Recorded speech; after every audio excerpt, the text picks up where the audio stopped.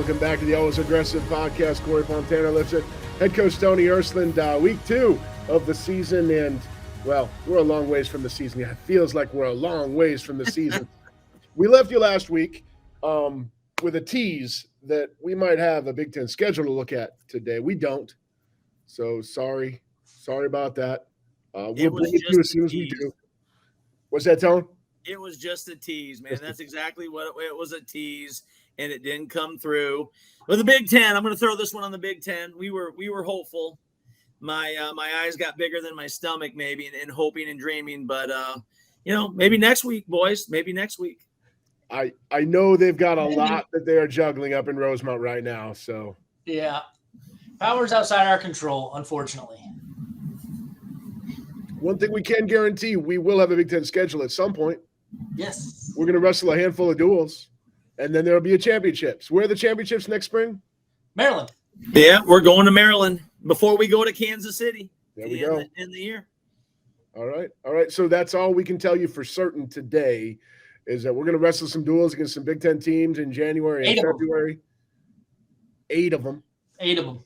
And then we'll go to Maryland for Big Ten championships, and we'll give you more details as they come available. Guys, I know we touched on a lot last week in last week's episode. One thing we didn't talk a ton about was fall practice, how things have been going in the room recently. First of all, what are the rules on contact right now? How much can you have? When's the official start? He wants to talk about rules. That's pretty funny. Rules, you say. So it's interesting. We just came out of what I call plan fatigue, where it's a 2-week period where it's pretty extensive in terms of conditioning and just a shared suffering experience with your team, right? Like doing hard things together, kind of creating that bonding and the mentality that you want. And so we had 2 weeks of planned fatigue where it was a lot of 2-a-days, morning and night around class schedules and things like that. And so that was our conditioning and our lifting and things like that. We still get our fair share of skill work in, but those are always more like RTC workouts, which it gives us the flexibility. When you talk about rules, the regional training center kind of gives you flexibility that other sports don't enjoy. So, but between the really hard things we did together as a team to create the mindset and kind of that gritty toughness that you're looking for, we had a lot of good RTC workouts with a lot of good people in that room. I would say I've been really happy with the depth of the room. And I don't just mean our college guys, right? When you have that regional training center stuff, you get other opportunities. So just a lot of good stuff there from training from the team the last 2 weeks. Cory, I want you to think of some of these reality shows that they do now where they take the celebrities and they put them through like military boot camp. Yeah. Like that's what it would be like for us. Like it to me, it looks like pure torture. Never wrestled, never, as the guys like to say, I was a soft basketball player. Right. So, yeah. Pumpkin pusher. But it's diabolical what these kids do for the last 2 weeks. It's wild. That's good. Yep. And then we've still got time to bounce, right? That we were just talking today. I met with, Coach Pilara here from Strength and Conditioning, and we got different metrics that we're always looking at, right? That kind of measure where the guys are at from a strength and power perspective, and even soreness. And the team is really starting to bounce. Like they're on their way up. If you look at where they were physically, kind of worn down, a little bit beat up, maybe, they've had the last few days where they've just been lifting. We've kept them off the mat except for individual drills. And so you really see them starting to kind of bounce, feel better, get their energy back. And then we'll certainly be back on the mat here soon. But it's been a nice week to I call it a deload week. So you go really hard for a couple weeks, and now this week's a little bit lighter. You let your body recover, and you get ready for the next push. So you use the words plan fatigue, and all I can think of is you're getting these guys ready for fatherhood, because that's the first couple of years is just plan fatigue. And so I'm going to give a shout out here too, because you are 100% right. Get ready. That's how it was for me as well. Fatherhood, having twin boys. I will give a shout out to Max and Emma Lyon, who just had their son. So I just want, yes, exactly, give a shout out to Max and Emma, and a congrats to them. One of our own who has expanded his own family. So he's not enjoying sleep, to your point right now, Cory. He's ready for it, though. That's right. He's ready for it. He's just not going to get it probably. Right. I love the physiology of it all. You know, I work with a lot of different sports. So, you know, the concept of training cycles and building in your tapers so that you can, you know, perform at your peak at the right moment, and trying to figure that out. And it's a constant process. It's a year-long thing. You know, you see it in swimming and diving, you see it in track and field, you see it in wrestling. I had a conversation with Brian Kerrigan for a podcast, for another podcast, and he said in that, you know, that his world changed when he realized it's a year-round thing. It's not an in-season thing. Yep. Nutrition and health and physical fitness and all of that is something that if you pay attention to 12 months a year, it's a lot easier than if you just do it come training camp. How much does it take for you guys to buy into that type of an approach? I mean, I wish I could just give you a quick and easy answer. I mean, it's different for everyone, right? I mean, you know, they're all individuals with their own experiences and beliefs. And sometimes, you know, to get a young man to buy in, you got to kind of break some of his old habits or old beliefs. And that can be tough on some people. But I think what we try to do is we try to be very consistent in what we do, so it's there in front of them all the time. And then also, you know, you want to give kids opportunities to see why we're doing what we do. You know, there's always a why behind it, but then also showing them like metrics, you know, to create belief. You know, when you lift and you get stronger, right? You see the weight on the bar going up, and that fuels belief. Same thing in terms of, you know, we're going to measure your vertical. We're going to measure your power with a push plate. You know, there's different metrics that you can use these days, right? When you talk about sports science and how you can use that, that's how you kind of create belief. There's tangible things that kids can use and see progress. And that's a big deal. And I think that combined with the consistency is what's key. And that, you know, I think of that like nutrition. Like Elaine is in front of our guys all the time, weekly, and then even doing individual meetings. So I think that's what gets your buy-in, although it can be different again for everybody. Yeah. And I think it's also interesting, you know, Cory, you bring up a guy like Ryan, who's, you know, was a professional athlete at the highest level for, you know, a decade. And he's talking about that now, as opposed to, I wonder where he was at 18 to 22. Yeah. You know what I mean? Like he was still, you know, destroying people on the football field, but, he'll flat out tell you he was fat. He knows it. He looks back at pictures. He's like, God, I look so fat in that thing. It's like, well, okay. Since All-American, you bet you were fat. Yeah, you're right. Kid looked like an Adonis. Yeah. Yep.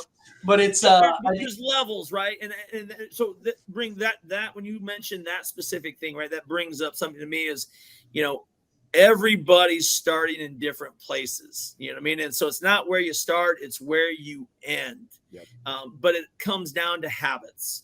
And that's the only way I look at this is it comes down to creating habits, because that's what lasts. I mean, if we're honest, we would wish that every day we would wake up and our motivation was a 10, right? Like if 1's the worst and 10's the highest, every day you want to wake up at a 10, like I'm so pumped to get better, but that's not reality. You're going to wake up and you're going to be hurting, or you're going to be running on low sleep, or, you know, whatever. And so motivation can go down. And so how do you get better when motivation is lower? It's your habits. I'm in a habit of eating the right things, going to bed at the right time. I'm in the habit of I'm going to get my run in before I go to class, and then I'm going to eat right, and then I'm going to come back and I'm going to get my wrestling workout in, right? Like those habits is what lasts those tough days when motivation maybe isn't your at a 10, I guess. Yeah. Cory, he threw me for a huge loop there, talking in the first person about the things that he's doing.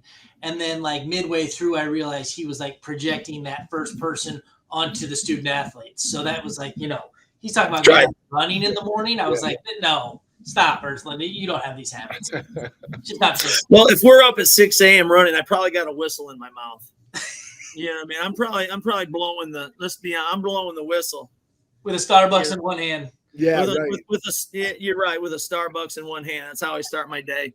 So yeah, but truly, you try to create habits, and the only way you do that is consistency in your message and consistency in how you do things every day, and then that gets ingrained, and kids it's fun to really see them take off because they've got the right habits. They see how it affects them, and then you get buy-in, and I'll give you a funny example. I think of a guy like Parker Phileas. He had to be so disciplined to make weight. Like he ate clean, even out of the season, 12 months a year. He couldn't eat bad because he'd get huge. And then that cut would be really hard. It'd be harder than it needed to be. And it was funny. He graduates this year. And, he decides, hey, I'm going to let myself off the leash and I'm going to eat whatever I want to eat. And I see him like 5 days later and he's like, oh, I just treated my body like a garbage can. And I feel so bad. Like you get to a point now you realize I feel terrible when I don't eat clean, right? He got the right habits and now there's a reminder like, I got to eat clean or I'm going to feel terrible. So, those kinds of things are what you want. Yeah. Doesn't it make you, Cory, doesn't it make you wonder what, how good we would feel if we ate clean? Yeah. I treat my body like a garbage can most of the time. Yeah. So I totally understand. I can't imagine what it would feel like to eat clean. Yeah. It's crazy. There you go. Well, I tell you what, a group of guys, here's a transition. A group of guys that have phenomenal habits are those competing for world championships. Yeah.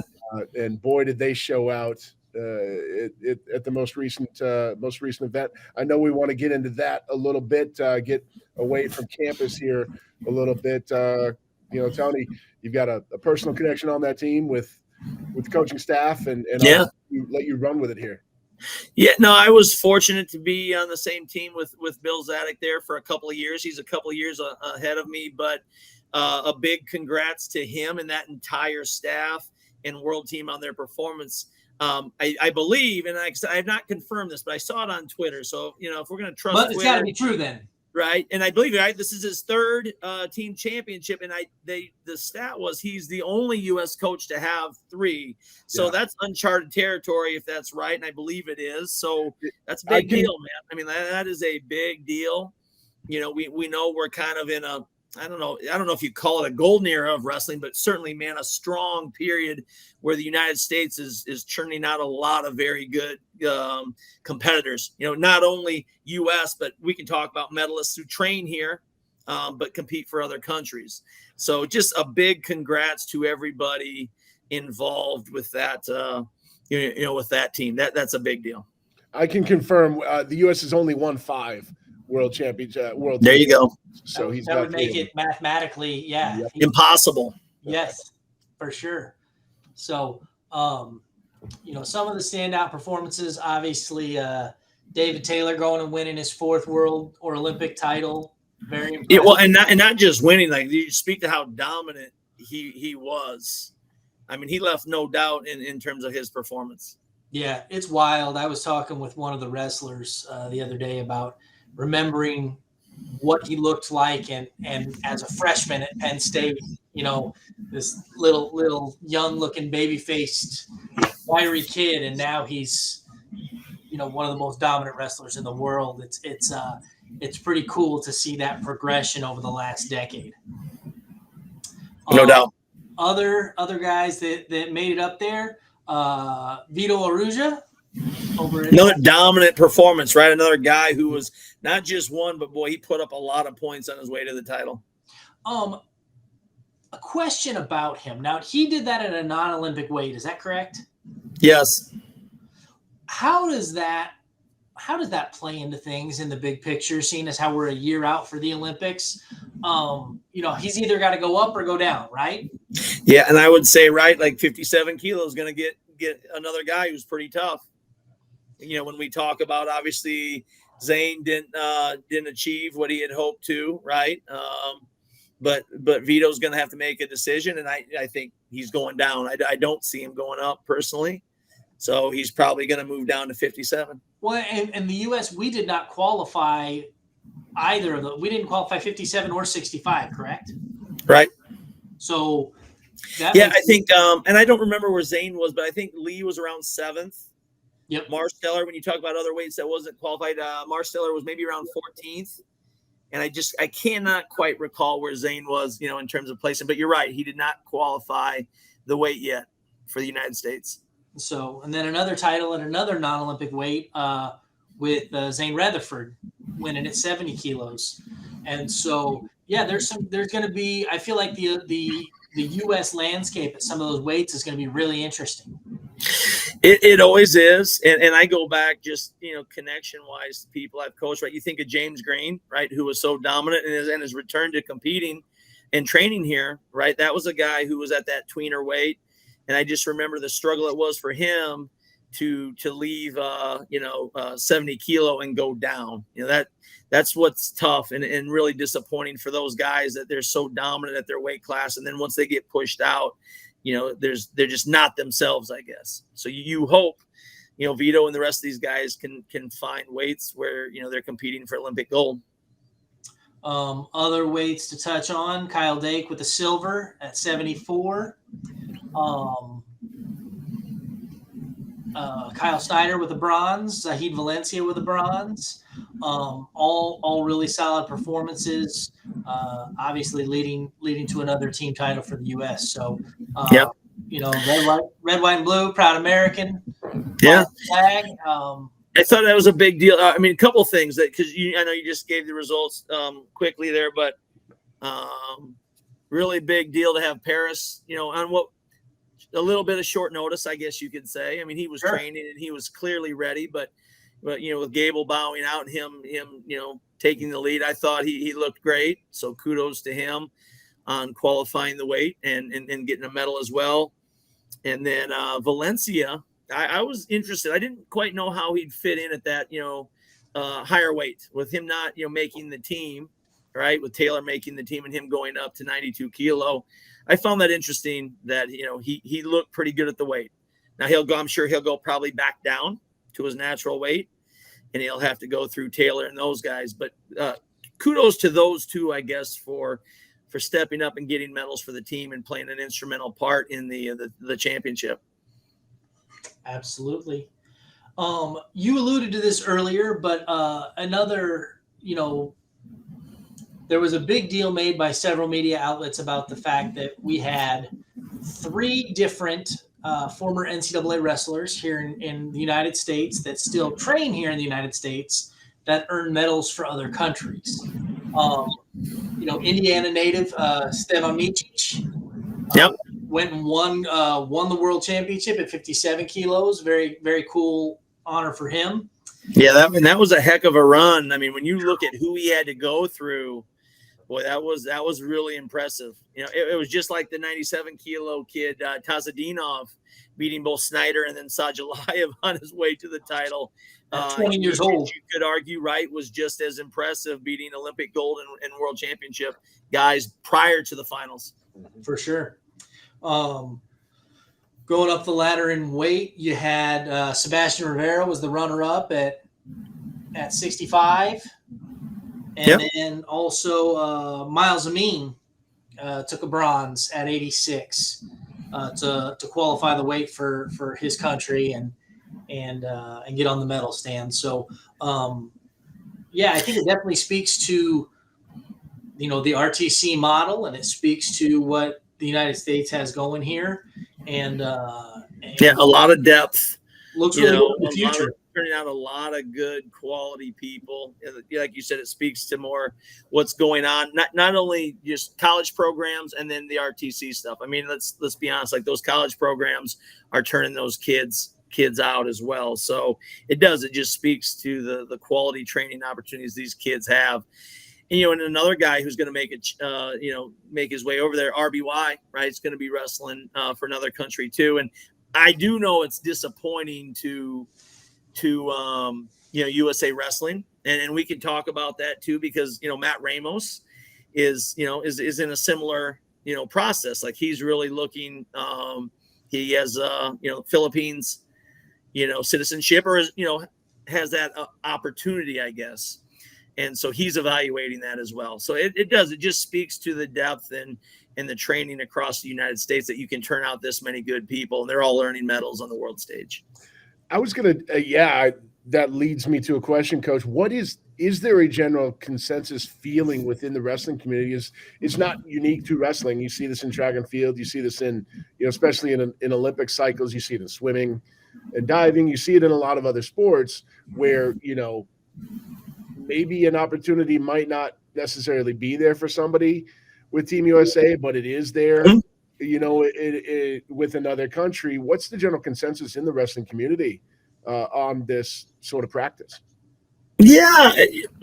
And again, I don't know if I can give you a quick and easy answer because, I can see you can make a case either way, right? You can tell me, hey, this is an easier way to make the team and therefore be at world championships and get the experience you need to get those medals. But at the same time, I've also heard, right, like, hey, if you are, certain heritage and you want to represent that country because it is important to you or important to your family, I understand both, I can understand both sides of that coin, I guess. And so I would hate to label it just in one way because I suspect it's both, on some levels. Or like, hey, one man might be like, man, I feel a special connection. This was my dad's country or my mom's country, and I feel a connection, and that's why I'm leaning this way. Where somebody else could say, hey, let's use a meme, for example. And I'm not saying this is his reason. This is just where my head goes. You have David Taylor here. He's a dominant force. He's winning world championships. Miles is a medalist. He's a world medalist. He doesn't get that opportunity if he's not competing for another country. So again, I hate, it's got to be every man's decision, Cory. So I don't want to label it as just this or that because I know there's many factors that play into it. Sure, that's fair. I think of a guy, going back to my basketball, I think of a guy like Giannis, who is one of the best players in the NBA, could easily be, one of the best players on Team USA if that's how we wanted to go. Mm-hmm. But, is very proud of his Greek heritage and very proud of being from Greece, growing up in Greece, so on and so forth. And so every World Championships, every Olympics, he's playing for Greece. He's not playing for Team USA. And so, and he's out there playing against a bunch of his, teammates and peers from the NBA on the international level. So it's everybody has a choice to make in those scenarios, and they all make it for different reasons. The flip side of that coin, to stay in basketball, you can look at like Hakeem Olajuwon. He was Nigerian, but naturalized as an American citizen, joined the Dream Team in the 90s, and there's two different ways.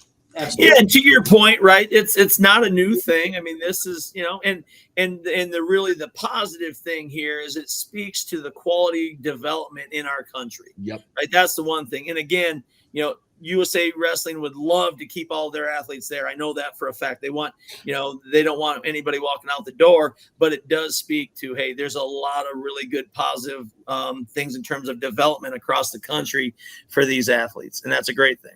Well, one thing, you're not allowed to bring two lineups. If USA Wrestling could bring two lineups, they did keep some of these guys. There's no B team. Right. The red, white, and a blue team. There we go. Right. So, Cory, should we jump to the fun topic? Yeah, I think the powers that be insist that we must. We're going to try and do our own little spin on Deion Sanders, though. Deion Sanders, obviously, I refuse to call him Coach Prime. So Deion Sanders is taking unlike the broadcasters on ESPN, we're going to refer to him as Coach Sanders here. I like it. Kind of taking the college sports world by storm this fall. It's all of the attention in college football is on Boulder, Colorado right now because of what Deion is doing there and what he's done there and having success. And, we were talking a little bit before we started about what his success there means for college athletics. Yeah, I think it's a really interesting topic. I mean, we're talking about it today, I know, right? Tanner's drinking the Kool-Aid. I am not.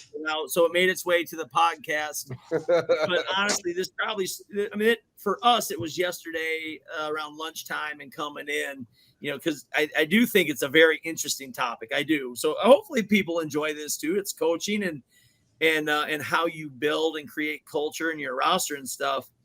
And I would just tell you from my standpoint, speaking only for myself, not for you two, I like, kind of how he handles things, right? Like his message to his team, and how he's handled different adversity or different things or different criticisms, right? And so I do like those things. I think he does a great job that way. My point to, I think it was Tanner and Jake yesterday as we're sitting around lunch, though, was what scares me, the negative. And I'm not even saying this is just him, but what it could signal, right? I'm not criticizing Deion here. No, this is applicable. This is applicable to multiple sports, and yes, it is, right. What it signals, like he's flipped this. They have got 3 wins, and they'll win more. From a year when they only had 1 there at Colorado, where, does it give everybody the idea like, oh, hey, he threw everybody out, took 53 new kids, and that's how you flip things quicker. And right, noticeably, coaches are under a lot of pressure, right? You get paid, especially in football, tremendous money, and we live in this microwave society. I'm just not, I've been in this now for over 25 years, and I got into this still, right? Like college athletics was educational still, right? It's still, the kids are getting a degree. Yes, a lot can go pro, but most don't. Still won't. A huge percentage won't. So it was the educational still aspect. We all are trying to win. That's our job. But hey, at the end of the day, you feel good about what you're doing for young men or young women or just young people in general. And so if this becomes something where, hey, a new coach takes a job and you throw over half the kids in your roster out, what does that signal? I'm not comfortable with that. And we've talked a lot on this program about, creating culture, and trust in the environment for your kids. And so that makes me nervous. You know what I mean? And again, I don't think that's a criticism on, him. But it's like, what does that signal? And will we see people copycatting that?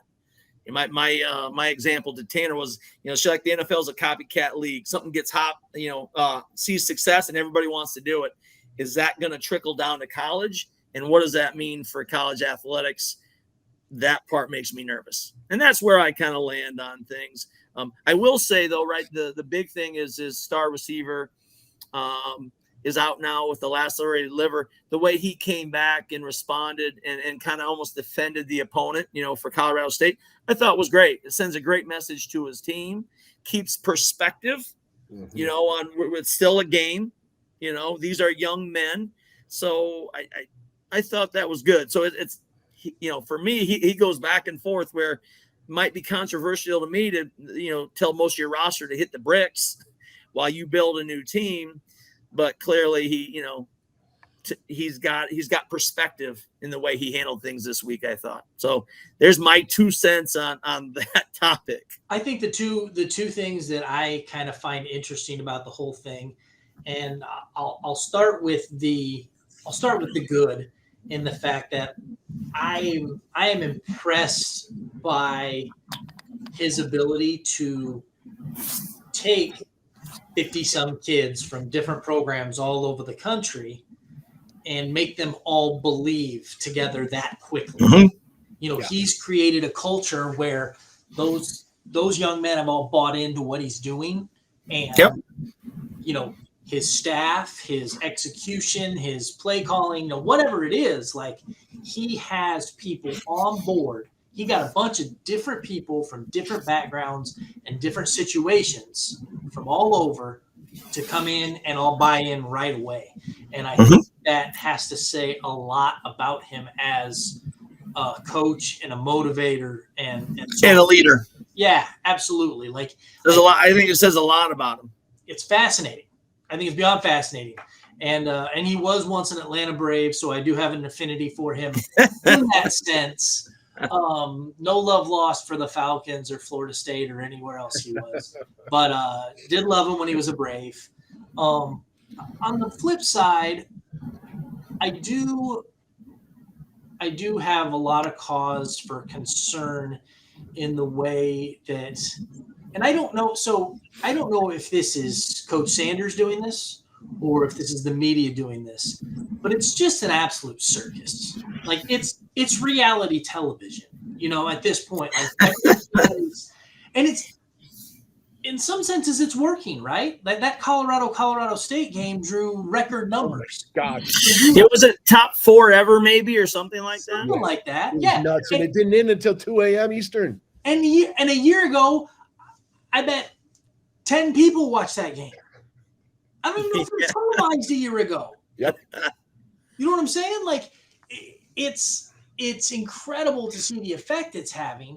But at the same time, like, is that good for college sports? Is the whole dramatic reality TV under a microscope for everything? I mean, God, yeah. People are buying his sunglasses in bulk right now. They, right. I think they're marketing them and selling them for like $70, so you can be like Coach Prime. And think, like, when you say it's like reality TV too, like the opposing player got death threats for a hit that we can debate the hit, and that's fine. But you know what? Every rivalry game, there is suspect hits. You know what? Dirty plays, whatever, cheap shots, however you want to say it. That's not new, and it happened several times last week too, besides just Colorado State. But because of the times across the country, this young man now is got death threats, which is crazy. And again, it's like, that's why I appreciated what he came back with and gave perspective on it, right? Things are getting a little too crazy sometimes, people. They're not professional athletes. Some of them get paid that way. We know what NIL is, so I get there's that aspect. But let's keep it in perspective. And I think that goes, at least for me, resonates with when you're talking about it. It's like reality TV almost. It's almost a circus sometimes. There's nothing almost about it. I mean, they got dancing bears. I'm sure of it. I think what's interesting about what you both said here is, Tanner, I think you make a great point. Is it good for college football? I don't know. It's probably good for Colorado right now, Colorado Buffalo football right now. This week it is. But what we saw with the genuine overreaction to the Travis Hunter hit was, these are not football people who are weighing in. Oh, he needs to be suspended. His career should be over. No, you don't understand what you're looking at. This happens a dozen times around the country. We used to celebrate it, during this less enlightened time in college sports. We celebrated big shot, kill shot is what they were called, hits. And thankfully we're not doing that anymore, but it's not brand new. This is not a career ender. And to me, Deion coming out this week and doing that is the best thing he's done since he's been coach there, because hopefully it diffused a bunch of the people who didn't know what they were talking about and shouldn't have probably weighed in.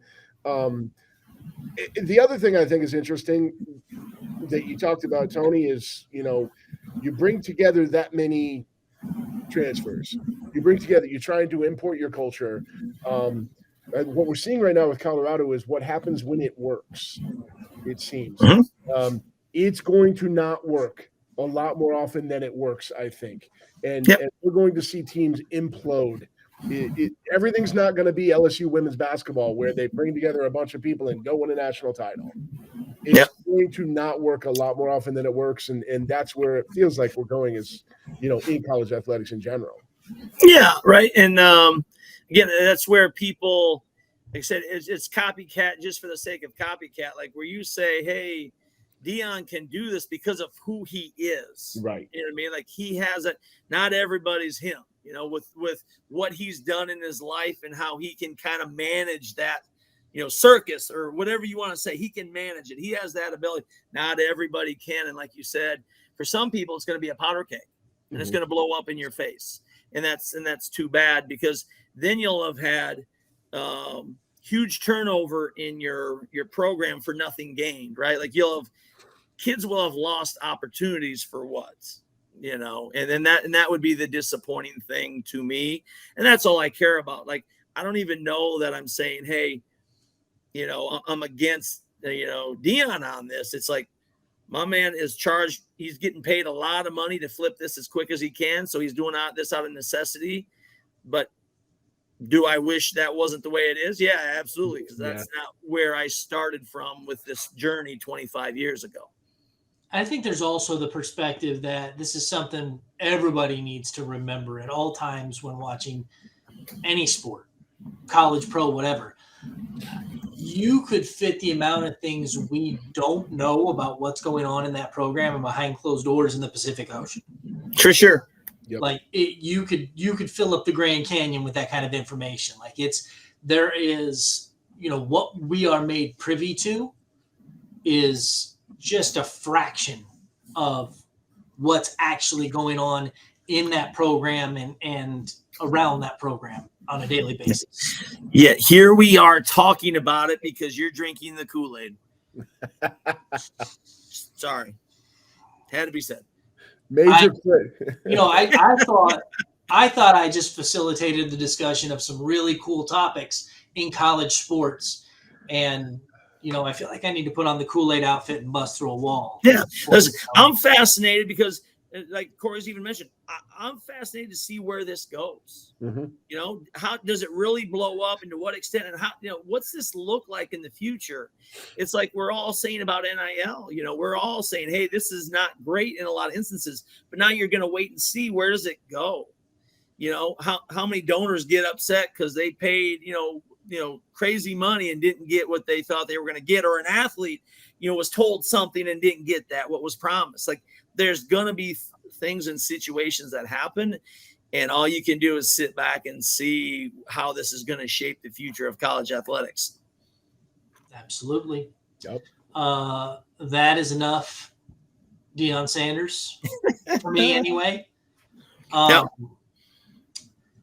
I think, Coach, we probably want to do a few thank yous here before we wrap things up. I know you had some people you wanted to talk about and thank, and so I'll turn that to you. Yeah. So we had our annual golf outing this past Sunday, and just a big shout out to a lot of people. Record numbers in a lot of places, not only in sponsors, donations, and gifts from that standpoint, but also in terms of number of golfers. And the weather held up. It didn't rain on us till the very end of the day. And by then, just we all retreated to Waltz. Yeah, you got rained on a little bit. We all had retreated to Waltz by then for hors d'oeuvres and drinks. And I just seemed like it was a great day, good time had by all. And I want to thank everyone for making that such a positive day, both in terms of funds raised, which help us greatly, to just good times with, the people we had. They had a lot of young alums too out coming back for the first time. So I really enjoyed it, and just thankful that, it was a real positive overall. And Tanner, I'll even give you props. What your team was runner up, right? Was that runner up? Yes, we tied for second. Silver medal, or his team did. We didn't take a ton of my shots. We're going to be perfectly honest. His team, despite him, they took we'll let him be modest, and that's fine. But the reality is, his team did in fact take home the silver medal. Absolutely, and Tony got to see me hit arguably the best drive of my life. So, yeah, he ain't lying, Cory. I'm telling you, buddy, I'll never do it again on Ackerman. And man, it had a bit of a fade, but it was a dog leg to the right, so you needed a bit, and he hit it a country mile down there with a bit of a fade on it. It was really impressive. Nice. And then I proceeded to watch all three members of my team hit it past me. And that is true as well. Who are you playing with? That's what I mean. That's why they were runner up. Right. It was unreal. I hit the drive of my life and then proceeded to watch three dudes put it right past. It was an unbelievable grouping out there on the fairway. I walked away impressed. That's cool. Well, good. It's so cool to keep those young alums connected. Like you said, so much of success is based on culture, and to be able to build that culture beyond your days as an active Boilermaker is huge. So cheers to you all for making that happen and having a great event. Yeah, it was awesome. Good deal. Hey, guys, we wanted to get into recruiting process. We wanted to get into some other things. We're going to push those off because I think we got a full boat here.